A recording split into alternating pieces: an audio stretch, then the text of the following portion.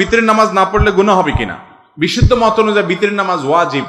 এই জন্য বিতরের নামাজ যদি না পড়েন তাহলে গুনাহ হবে, ওয়াজিব তরকের গুনাহ হবে, বিদায় বিতরের নামাজ পড়তে হবে। এরপরে প্রশ্ন হলো বিতির পড়ার পর তাহাজ্জুদের নামাজ পড়া যাবে কিনা? বিতির সন্ধ্যা রাত্রে পড়ে ফেলছেন এশার সাথে, এখন ভোর রাতে ওই যে কোন দলের খেলোয়াড় ছিল জানি, খেলা ছিল জানি কত রাত্রে, এই রাতে খেলা টেলা দেখার পরে চিন্তা করলেন তাহাজ্জুদের নামাজটা পড়ে একসাথে শুই, তো তখন যদি আপনি তাহাজ্জুদ পড়তে চান পারবেন কিনা? উত্তর হলো বিতির সন্ধ্যা রাত্রে পড়ে ফেলার পর যদি ভোর রাতে তাহাজ্জুদ পড়ার তৌফিক হয় পড়া যাবে। তবে সাধারণ অবস্থাতে বিতির হবে রাতের শেষ নামাজ। নবীজি সাল্লাল্লাহু আলাইহি ওয়াসাল্লাম বলেছেন, ইজআলু আখিরা সলাতিকুম বিল-লাইলি বিতরা, তোমাদের রাতের শেষ নামাজ হবে বিতির দিয়ে ফিনিশিং হবে। এইজন্য তাহাজ্জুদ যদি কেউ ভোর রাতে পড়বে ইচ্ছা থাকে এবং উঠবে সে ব্যবস্থাও থাকে, তাহলে সে অপেক্ষা করবে ভোর রাতে তাহাজ্জুদ শেষ, তারপরে বিতির পড়ে ফিনিশিং দিয়ে দিবে। কথা কি বুঝাতে পারছি?